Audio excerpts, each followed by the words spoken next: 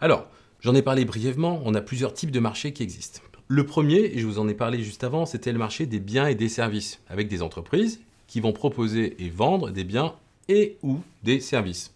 Donc, des biens, des services marchands, c'est-à-dire qui sont vendus et répondent à un marché où il y a une offre et une demande. Et ça, on le verra plus tard dans la suite des cours. Deuxième marché qui nous intéresse, c'est le marché financier. Le marché financier, c'est des personnes, des sociétés privées, des institutions publiques qui vont aller négocier des titres financiers, des matières premières et d'autres actifs. Vous vous souvenez, j'en ai parlé juste précédemment il y a quelques minutes. Troisième marché, le marché du travail.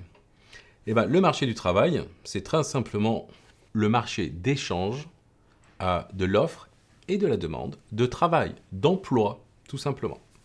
Le marché d'échange va concerner les devises qui sont échangées, d'accord? Les devises, quand on va échanger de l'euro avec du dollar, par exemple, contre du dollar, voilà, ça c'est le marché du change. D'accord? Donc on va parler de monnaie en quelque sorte. Le marché monétaire, c'est encore quelque chose de différent.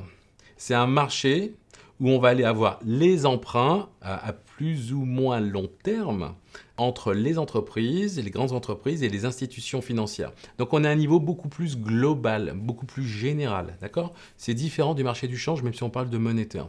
On est sur quelque chose qui est beaucoup plus grand, tout simplement. C'est un marché informel en quelque sorte. Et enfin, nous avons le marché de l'épargne. Le marché de l'épargne, c'est la partie du revenu disponible qui n'est pas dépensé. D'accord? C'est, tiens, il y a un marché de l'épargne quand on garde de l'argent chez soi ou sur son compte bancaire. Voilà, ça fait partie du marché de l'épargne, tout simplement. Voilà ce qu'il en est pour les marchés économiques, le chapitre 4. Je pousse tout de suite et je vais plus loin maintenant avec le chapitre 5. Et nous poursuivons chapitre 5. Les variables de l'économie.